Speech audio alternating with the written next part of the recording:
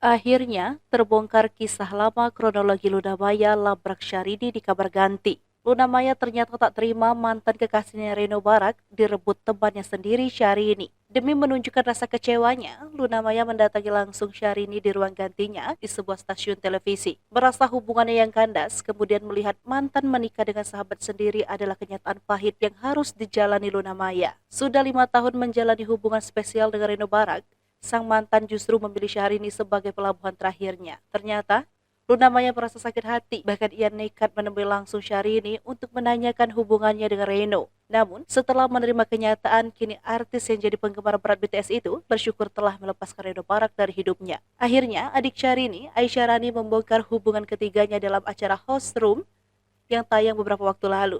Aisyah Rani mengatakan Luna Maya pernah mendatangi kakaknya